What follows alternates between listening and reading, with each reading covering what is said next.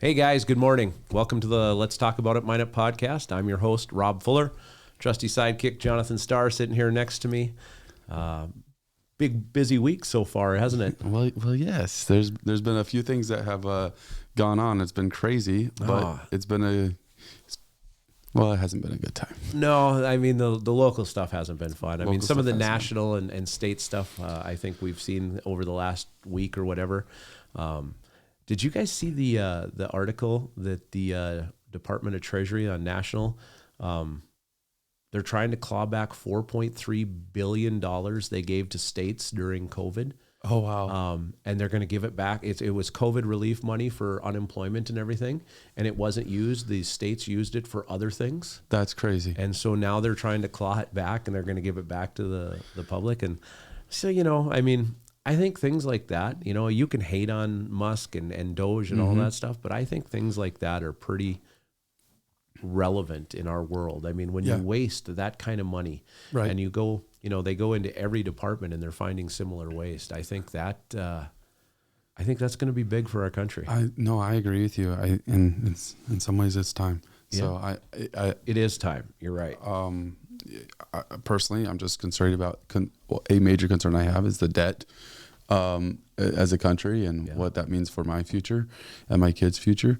Well, you might be working for China pretty soon. I mean, they own like 40-some% of our debt nationally or something like that. That's or crazy. 30-some%, whatever it is. But That's what's crazy about the whole thing. The whole thing is like, if we begin, because we're going in making actions that are in the long run supposed to peel back the debt, what's China's response? And that's a question I've asked before. And I think that's interesting. What happens if some point we get to it and we say, sorry, can't pay you? Right. Yeah. We're just going to wipe this off the books. Yeah. Ultimately, if we were to keep going the way we are, that's what would happen. I mean, to all the countries, not just China, but to everybody that holds any of our debt. So, and it's like doubled in the last 10 years. Oh, it's just been crazy. Nuts, dude. They've spent more money in what was it? Was it under Trump, under Biden, under one of them, where it said they spent more money in that 4-year period than all the debt prior. Wow. In the U.S. history or whatever. I mean, it's just some astronomically stupid, random number, but you're like, holy cow, I think we got a problem, right? I think so. So it's not as we say in the city, we don't have an income problem. We have a spending problem. Yes, right, yeah. But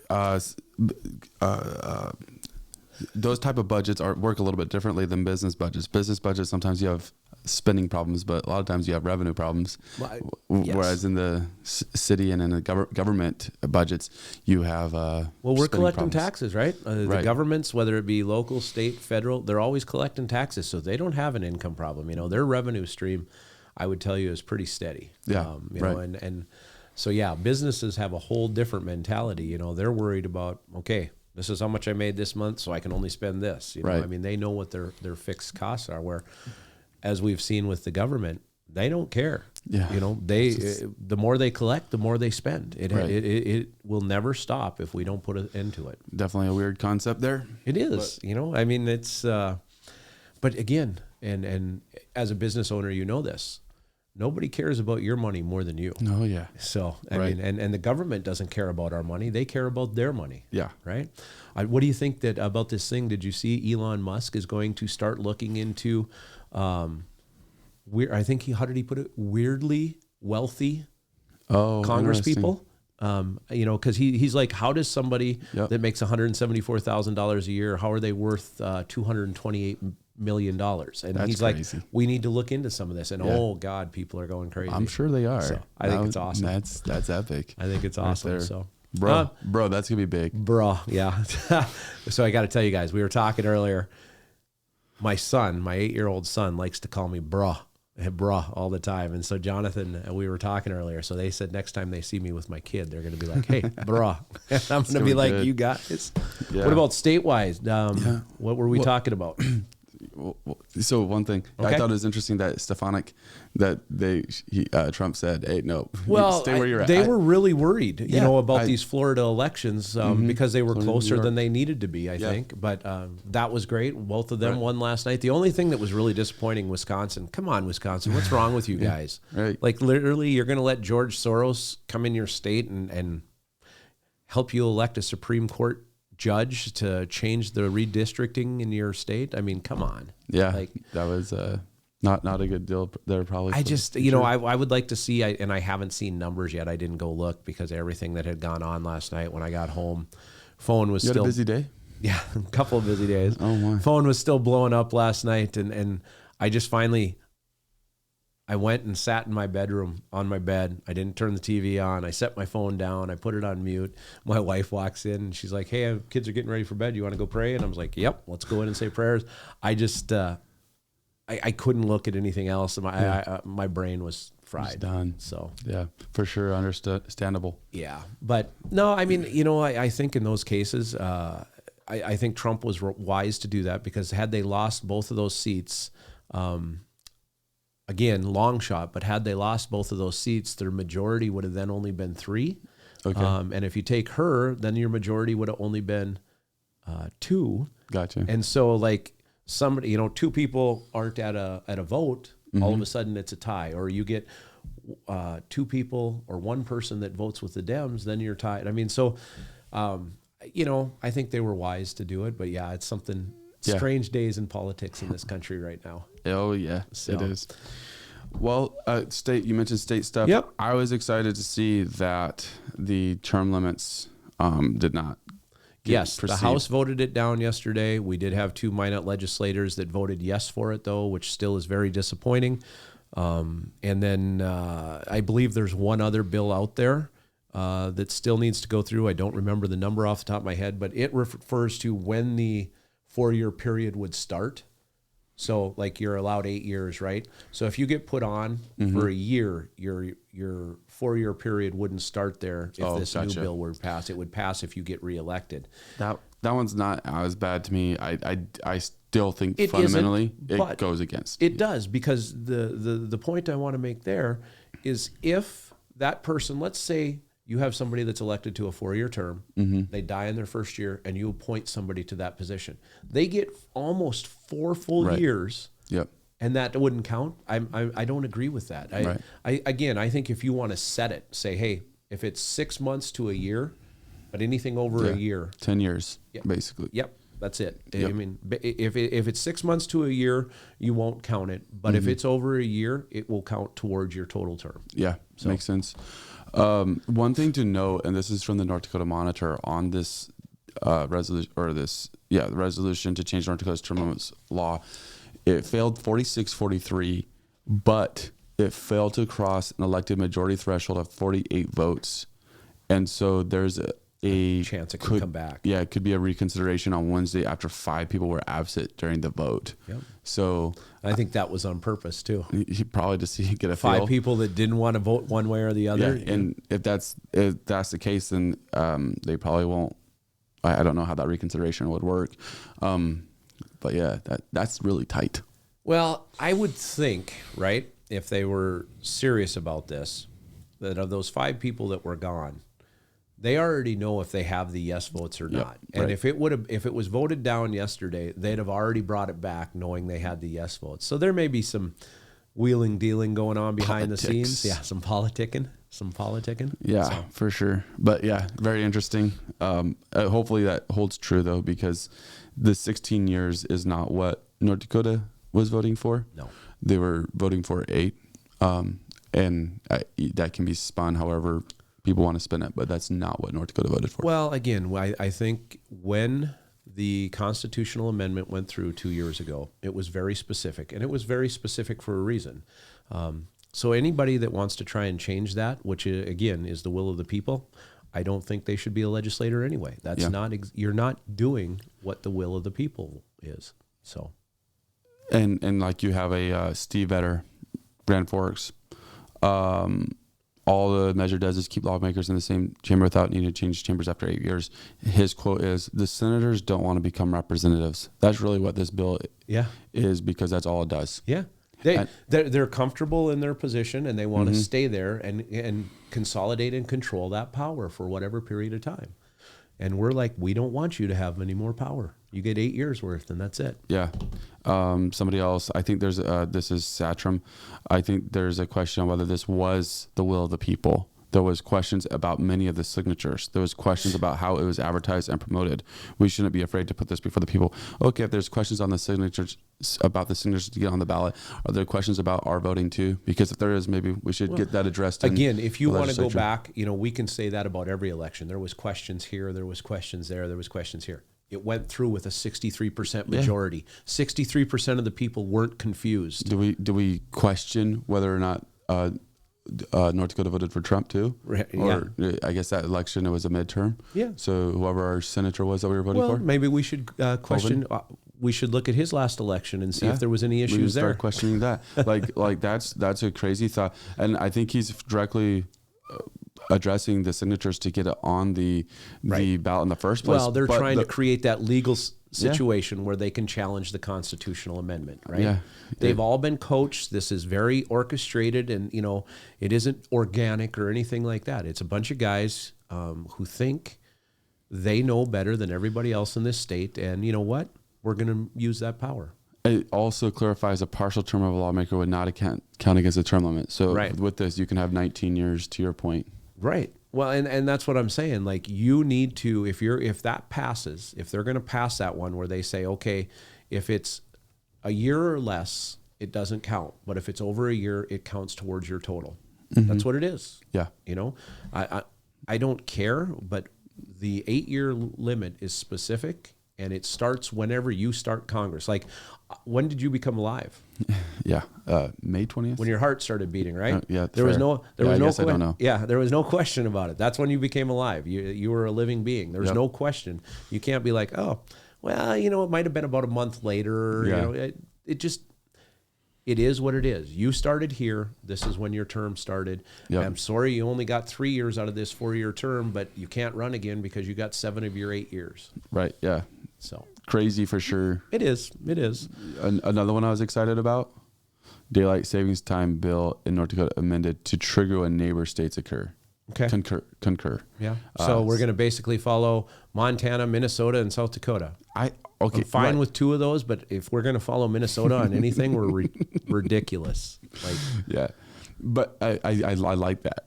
Yeah, I do too. And one of the reasons is imagine, well, even on our border cities, that would be so aggravating. Yeah. Fargo, you go across, you drop your kid off at Moorhead, you have to wake up an hour earlier. Right.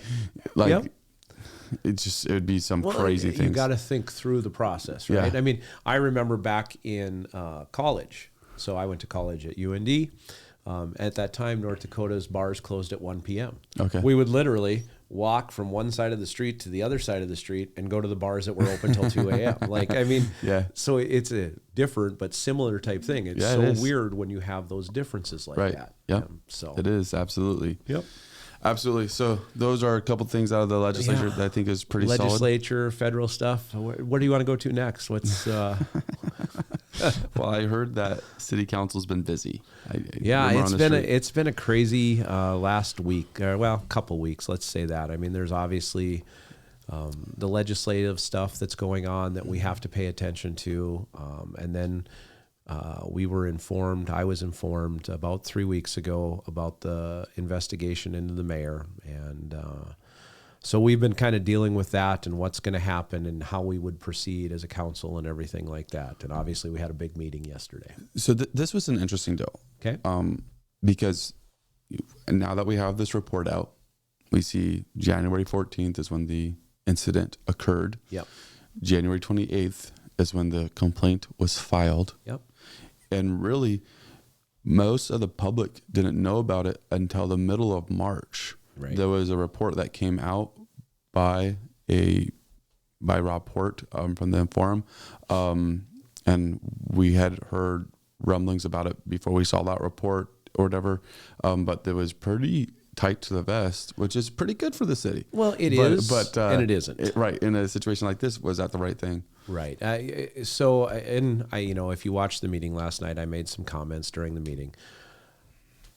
One of the things that happened during this, when the investigation was kicked off, our city manager informed the city council president, Mark Janser, and said, hey, this is going on. Our attorney says we can't tell anybody else. I have a fundamental problem with that.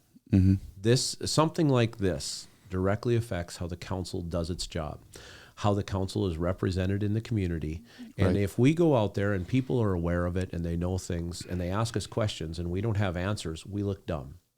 Yeah. If we appear to like we don't know, we could be trying to hide things. I mean, that's, again, those terms and words have been out there for so long in the city of Minot, right? So I was really upset when a city employee called me and said, hey, are you guys aware of this? And I said, no, we've never heard of that. And so I went and asked, is this true? I was told it's true.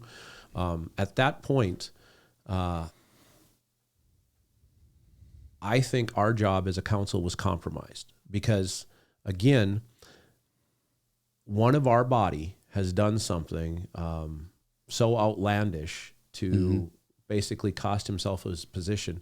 Like, I'm not going to cover things up because somebody did something embarrassing. I'm not going to cover things up and not talk about it because we don't want everybody to know about this. Would that have been ideal here? Sure. I in hindsight, with everything that's happened at the police department and everything, I think what could have happened here, the investigation is open. The mayor resigns early, says, hey, I got to step away. And maybe we don't have to have this scandal as it always happens, in Minot, with just an hour and a half before a special city council meeting, we finally get a resignation letter, right? Like, I think it could have been handled completely different. And I believe if you'd have brought the full council in, it would have been handled completely different. We wouldn't have allowed it to drag out for 2.5 months. And so I think that right there is part of the reason people in the community scream about, you guys are hiding, covering up, you guys are shady or this or that. A lot of us are not. And I'm not saying pointing fingers at anybody, but, when we aren't informed about things, it hinders what we're able to do. It really does. So yeah, no, that makes sense. So that gets you to the week of, and the week of obviously was interesting. We found out end of last week. Finally, the city released that there was going to be a special city council meeting held yesterday. Yep. No joke, April 1.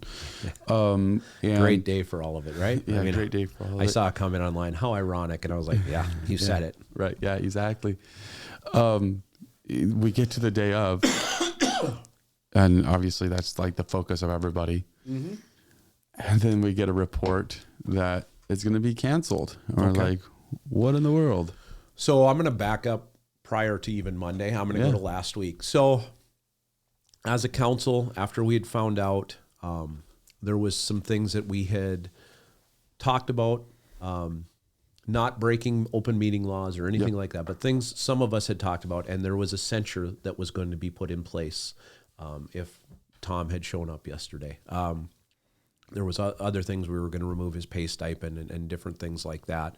And then we would have had to figure out, if he hadn't resigned, how we were going to remove him, because we couldn't have a recall election, right? Because of the timing of it all. I see. You have to give 90 days for a recall election. Well, that puts us within 1 year of a regular election. And so you can't have a recall election within 12 months of a regular election. So our only options would have been for him to resign or for the governor to remove him. And so, there was people checking on things all over and everything. And so Thursday comes, they say, okay, and my problem with all of this is, as of last Thursday, when we had scheduled the city council meeting for yesterday, our mayor, Tom Ross, who was under investigation, still had not spoken with the investigator for 2 months. And I don't know if it was accidental or if it was on the advice of council or whatever it was, but for 2 months, he was unable to make time to sit down with the investigator. Wow. Right? And so we're like, well, when's the report? Well, we're told we'll have the report on Monday night. Well, so fast forward a little bit. We go through the weekend, all of us are like, are we going to see a resignation, or is this actually going to play out? Are we going to have to do this in town? Because none of us wanted to, right? Yeah. I mean, this is one of the things that I think, whether we agree on most or not, all of us would agree. This was something we didn't want to do, would have never, ever thought we would have had to do. Right. So anyway, we get to Monday, and all of a sudden on Monday, Tom still hasn't interviewed with the investigator. He's meeting with the investigator today at 3:00. So 3:00 in the afternoon on the day before the special meeting is when he decides he can find the time to interview. Again, the interview wasn't very long. And then they said, okay, you're supposed to have the report Monday night. Okay, great. Monday night goes by. None of us get a report. So yesterday morning, they're like, if you don't have it Monday, you'll have it Tuesday morning. Yesterday morning at 9:30, I sent an email to Harold Stewart, Michaela, the city clerk, the council, the mayor, and I believe I included assistant city manager on there as well. Excuse me. And I said, good morning, everybody. Have we heard anything about the report? And Michaela came back right away and said, we haven't gotten the report yet, but we're in contact with the attorney. We should have it here pretty soon. And then randomly, kind of out of the blue, Harold is traveling this week. He's out in Washington, D.C. for some stuff for the city. Harold sends an email and says, I've spoken with Alderman Janser and Alderman Blessum. We don't have the report, so we're going to cancel the meeting.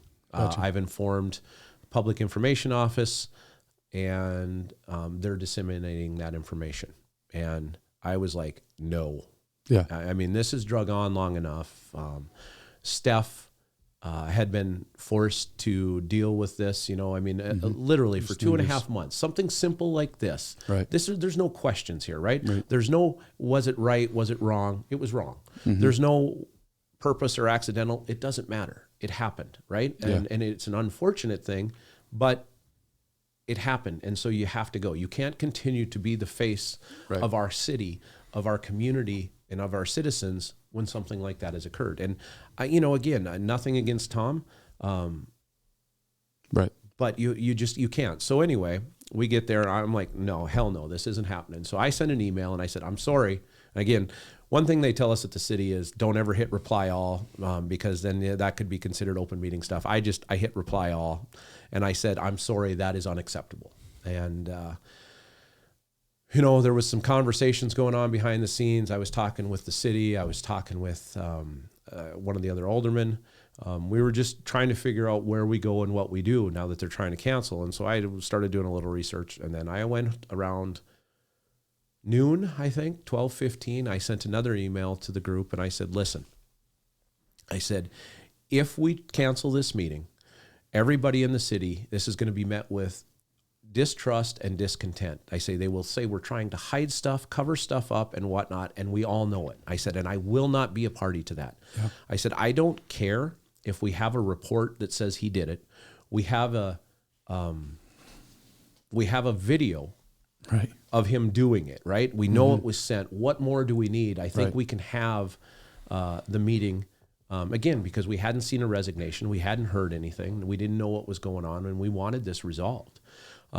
So I sent that, and the second part of that email was I made a point. I said, listen, also, this meeting was called by the council. I don't believe the city manager has the ability to cancel it when we need a quorum to cancel this meeting. And then shortly thereafter, it was like, yep, meeting's back on. I had a conversation with Tom Joyce, the assistant city manager, as he was the one working on stuff. And, we talked through some things. And he went ahead and made sure that Public Information Office knew that the meeting wasn't canceled, that it was going forward. And then that information was disseminated again out to everybody. So you guys got the, hey, it's canceled. Yeah. Hey, it's not canceled. Right. Now, again, I think I understand where Harold was coming from, right? Yeah. But this has drug on for 2.5 months. The next thing would have been like, okay, well, we got to reschedule it for Friday or Thursday.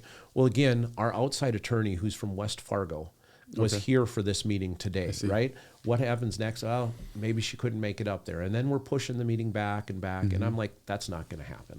We can't do this, right? Yeah. There's enough people in the community that know. The council now is all aware, and most of us are upset. that something hasn't been done already. So anyway, that was why you guys were getting the mixed messages yesterday. There was a lot of things going on behind the scenes. And then ultimately we got the report right around 1:00, got to read through it. About an hour and a half later, I want to say somewhere between 2 and 2:30, we got notification that the mayor had resigned. He had sent a resignation letter to Mark Janser, and so we pulled that up and read it. And that was, where some of my comments last night were coming from. Because, again, when you do something accidental, well, if it was accidental, when you do something accidental like that, the first thing you usually do is you say, I'm sorry, right? Yeah. You apologize. I mean, and I'm just going to say this, like, I think the fact that there was no apology in that letter to the city, to the citizens, to the council, or to Steph, I think that is the type of leadership that we've had, and we cannot continue to have at the city any longer. We need people who are accountable. We need people who are transparent, and we need people who, when they make a mistake, can step up and say, you know what? I screwed the pooch here. Totally sorry. I want to hear the words, I'm sorry. Right. Not for me, but for our community. Yeah. The community is reeling right now. They are. Like you go around the state now, and I'm from Minot, the town that the wink and the smile, right? We had a couple police investigations. That stuff gets aired out through a trial. We have now this mayor investigation where it's not pretty. I mean, on top of that, right? The investigations, we've had 2 suicides in the last 6 months, right? At our police department, one a couple of years before that. Like, our city is on its heels. And honestly, everybody here is just like, okay, enough's enough. We surrender, we give up. And I think that's what the citizens want to see. They want to see us as a council realize, and I hope they do, because we do see it, that there's some weird stuff going on, and we can't, as a city and as a council, put up with it anymore. This is done, right? I mean, the inmates running the asylum kind of mentality, like, and I don't mean that. Our city staff is wonderful, but when you get something like this, we have to, as a city and as a community, do better about electing officials and hiring people in positions of power. We really do. Right. Yeah. There's a call that's going out by the citizens of Minot to petition and advocate for a special election. Okay. And obviously the next steps, and there's a few questions I have on the next steps, but one of them is just simply that, like, you guys have set a direction that you guys feel just appoint somebody from the staff or from the council. It would make sense, and we don't know what you guys are going to do. It makes sense that it was Janser based off him being president of the council. But if citizens want a special election, what are your thoughts on that? You know what? If they want a special election, I'm fine with that. I think they would have, if I'm not mistaken, they'd have to come up with somewhere between 300 and 500 signatures, right, so in the next 15 days. And if they choose that they want that special election, that's fine. I don't have a problem with it. I think it's transparent, and if that's the will of the people, that's the will of the people. The only thing I would say is it'll cost us about $15,000 for a special election. Again, not a big deal. I mean, we waste money like crazy in this city. We all know that. So I figure we can spend $15,000 from somewhere. But by the time that's done, it'll be close to August. That person will be implemented as mayor on August 1st, let's say. Then they basically have 9 or 10 months that they get to be mayor. And then we do the whole election again next year because the mayor position is up for that position next year. Right. I think if that's what the will of the people is, then let's do it. I'm not afraid of that at all. I think that would be great. But if people don't want to waste $15,000, right? I mean, if you can look past it's our choice. If they don't want to spend the $15,000 and they trust the council as it is, like they voted for all of us as well, and we're going to elevate one of the people that has been on there the longest, Mark Janser, to the role of mayor. Again, if people have such a problem with it, then why have you elected Mark Janser to the city council all these years? You know, I mean, the guy does a good job. And so if that's the case, why waste the $15,000? Let him be mayor for the next 13 months until the election next year, where you will get to vote for your mayor again.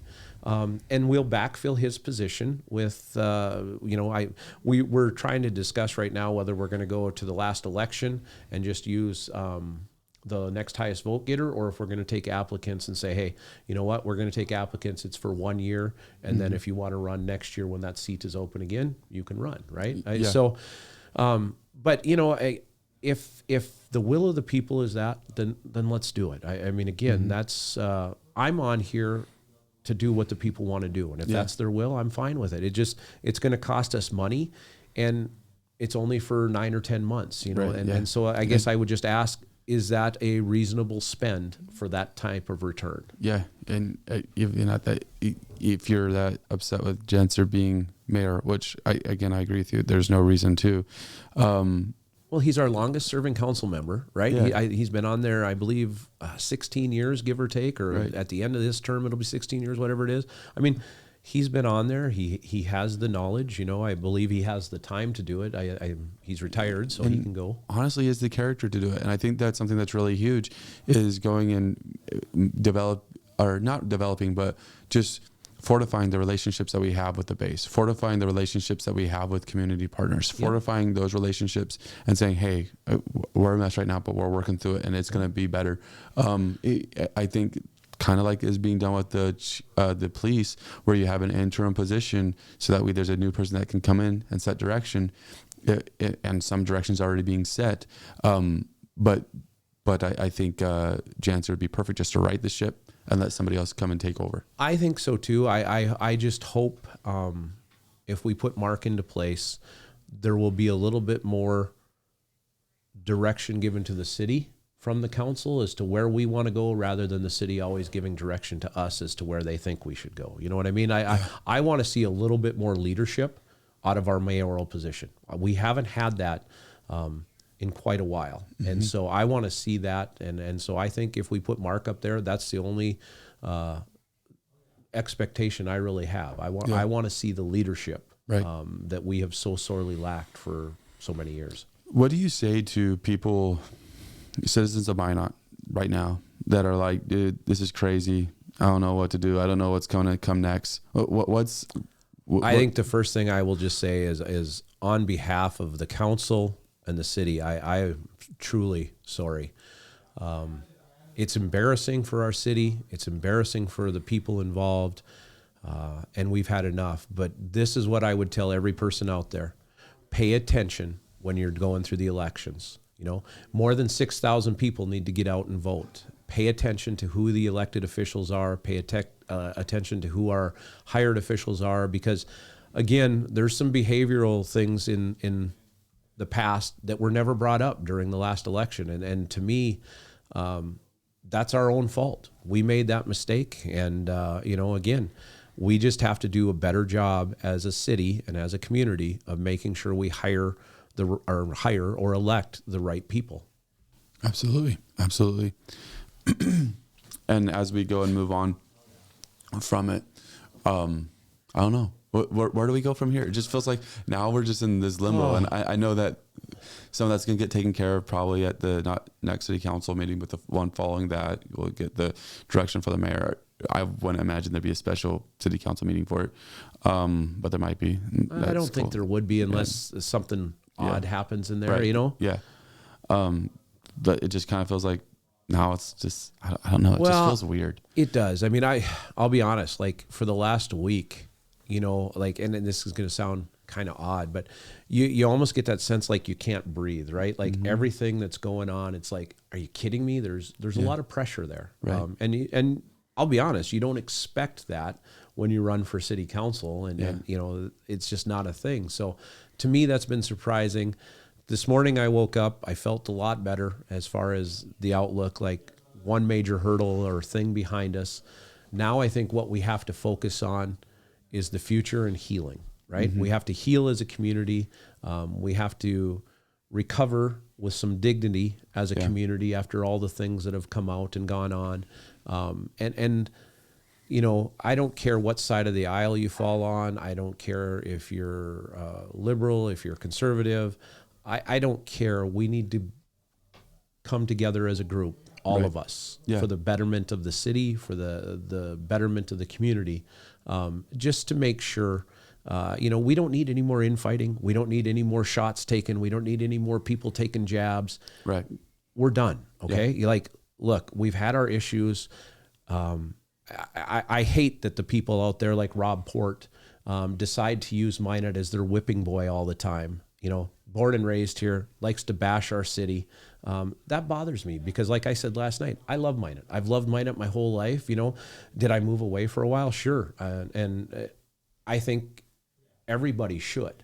But the reason I ran for council, and I said this last week, when my kids move away in the future, I want them to look back to Minot to move back here as they get older and want to raise a family.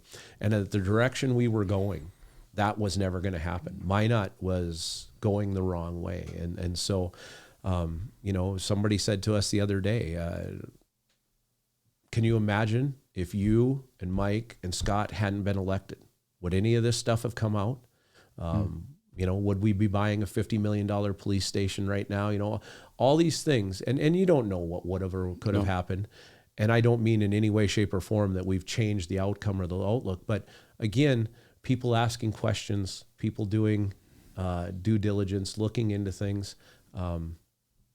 We need to recover as a city, as a community. We're past all this stuff now. It's in the past. Yesterday is the past.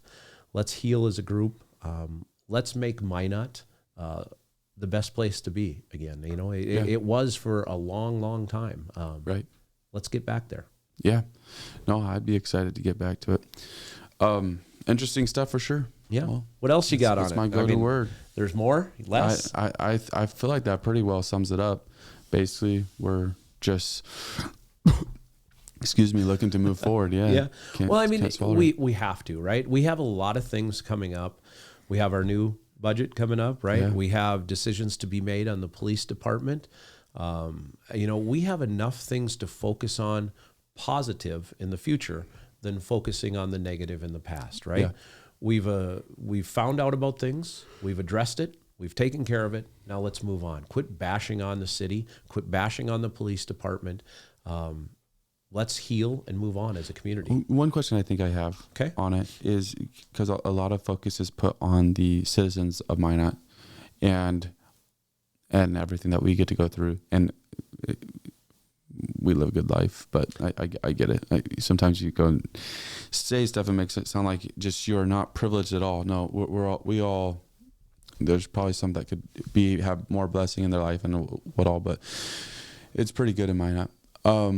But what about the employees, the city employees? I'm sure right now they are, it feels weird for me right now, they've got to feel like really uneasy right now with all this stuff that has just gone on. And what's the message for them? Well, I guess the best message I can give the employees is first to tell them thank you. You guys shouldn't have to be dealing with some of the things and issues that your departments and areas have had to deal with over the last few years and months.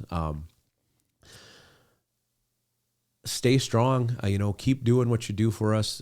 We couldn't do the city without all of you guys. And, I think Alderwoman Olson last night said the amount of pressure that the staff has been under. And I agree. I just talked about it a minute ago too. Like you felt like you couldn't breathe for the last week. We've all been under pressure. So hopefully today is a brighter day for everybody in the city, and we can pick up, move forward. But the staff, they do all the heavy lifting. We make decisions, but they do all the heavy lifting. So we owe them a huge debt of gratitude for being as professional and outstanding as they have been in the last 6 to 12 months, dealing with all the things that have come their way, just like they've come our way. Yeah, so absolutely. Very good. Well, exciting stuff. Yeah, so exciting stuff. Hopefully we can quit having excitement. Yeah. This is what is exciting. Yeah, hopefully we can. How many weeks since you've been elected have you worked? Only 20 hours?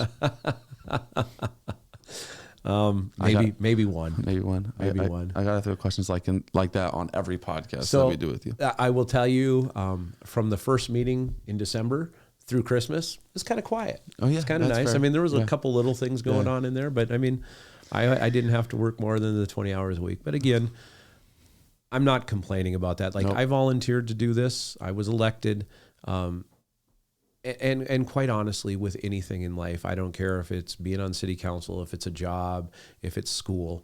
If you don't put in the time and effort, it is what it is, right? If you want to be good at your job, you want to be good at school, you have to put in the time and effort. And that's what you have to do to help manage the city as well. And you know, I think people are seeing that some of that is starting to happen. It hasn't happened for a long time, but some of that is starting to happen. The questions are being asked.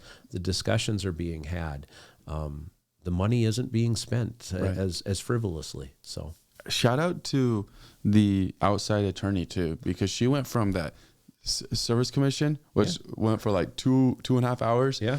Right behind the dais, sat down, got to answer some difficult questions there. It was I'm sure she was paid well, but it was a tough few hours for her. Yeah, I don't know. We were calculating out just rough numbers. I think we said roughly by the cost of that attorney, by the cost of a special election and everything else, it'll probably cost us between $30,000 and $35,000 to have our mayor resign. Yeah, so that's crazy. Yeah, but no, Katie Schmidt, out of the West Fargo law firm, you know, they're one of the companies we use if there's a conflict within our own city attorney's office. Yep. She's very good, very professional. She's advised us on a number of things. Yeah. And I think she was up here. That was, again, why this meeting was so important at 4 p.m. because people kind of complained about that too. But that was the time she could be there. Right. And we needed the attorney there because, as you heard, there was a lot of questions for her. For sure. You know, so, but yeah, she sat there for what, 3-4 hours? Yeah. Good. Did a great job. She did. And again, I think, you know, all of us, it was just such an awful situation and circumstance, you know, like everybody up there did the best they could with what we had to do. Right. So I mean, it wasn't a comfortable thing. I hope we never, ever, ever, ever, ever have to do it again. You know what? I agree. I mean, it's just, you know, and I'm not making light in any way, shape, or form, but I will say this. Some of the memes that started popping up yesterday, my goodness. I have a question for you, though. Okay. And that's this. Because this was mentioned in the investigation. Okay. And I didn't like how it's mentioned in the investigation, but it is a good point by itself. Should there be a requirement that council, you have a separate phone for business, for city business? Well, I guess that's up to everybody, right? I mean, you know, choice. You have that choice at the city. And like me personally, I use my cell phone. I don't send videos or pictures or anything. So I'm not too worried about it. I don't have anything to hide in my email or anything. Yeah. I do not receive my city email on my phone. I see. So like my email string is just my city email address and it's on my laptop. So I don't have that tied to my phone. But I do, it's the only phone I have. Mm-hmm. So unless I wanted a second number and a second thing, you know, it's what I put online and on my business cards, and it's how the citizens can get a hold of me. Right. So, I mean, what do I think of it? I think if you're going to do weird stuff, maybe you get a separate phone. If you got nothing to worry about, I don't know why it's a big deal. But I will say this, if you watch 90% of the city employees have two phones. Okay. They have two phones. They have their personal and their work phone. Yeah. So and that makes sense to me. Well, it does. You know, again, everything's open records requests. Right. So what do you do? I mean, and again, as I said, if you got nothing to worry about and you're not doing weird stuff, it shouldn't be a big deal. But I mean, what would you do? Would you get a separate phone? Now you're like trying to set me up. I'm not. See if I'm just doing asking. Weird stuff. Yeah. I think with the open records request, I might just because of that. Yeah. I probably would get a second phone. That seems like the move. Well, I guess everybody's entitled to do their own thing. You know, like the calls that I take and the few texts that we send, you know, and that's the thing. Like as a council, like you get a ton of phone calls. Yeah. As a city employee, guaranteed have a second phone. Guaranteed. Well, you know, yeah. I don't know why. Like when I used to work at the banks gave us the same thing, right? Like you can have a work phone that we'll pay for, or you can use your own phone and we'll give you so much money towards that. Well, again, if you're not doing anything nefarious, weird, strange, what's the big deal? I mean, I don't want to carry two phones. I have enough trouble finding my one phone all the time. Yeah. I don't need two to try and keep track of. I'll have to get those little air tags and stick them to everything. On everything. So. Yeah. No, if it was in for a private business or whatever, I would have the one phone if I could. Like that'd be my preference. But just I don't know. It feels like the open records requests sometimes they go broader than what's even not even going to the weird stuff that now we're talking out of the context of. But there is still personal information that is going to be shared on there that sometimes can get swept up in stuff like that. I think though, if I'm not mistaken, like let's take our open records requests, and if you want information from somebody's phone, it's specific. You can't just have broad access to your phone. Say, hey, I want Jonathan Starr's information on his phone. Well, what do you want? Do you want his texts? Do you want his phone calls? Yeah. And why do you want them? You have to give a reason why. Like, you know, well, he's under investigation. Okay, we'll do this. You can have this, but you can't have this and this. It doesn't pertain. Again, like, what? Yeah. If you're not doing weird stuff, like, who cares? Yeah. No, that makes sense. And that would make me sway me the other way. Yeah. I'll probably never have to face that decision. Why? So. I thought, didn't you announce you were running for council next year? I'm pretty sure I didn't. Oh, but I'm sorry. I'm pretty sure. I thought we were breaking news here. Yeah. Personally, I feel like that'd be a conflict if I, not from this, but if I actually wanted to run the Dakota and do that. Fair enough. Yeah. To be part of the mainstream media and on city council, I don't know. I like it. Yeah, you'd be your own best source. Yeah, I'd be my own best source. Alderman Starr scooping himself again. Yeah, exactly. Getting the scoop. So good stuff, man. Anything else? I think this has been pretty good. I think this tells a story of what happened. All right. Well, thanks guys for tuning in. This is Let's Talk About It Minot podcast. See you guys in a couple weeks.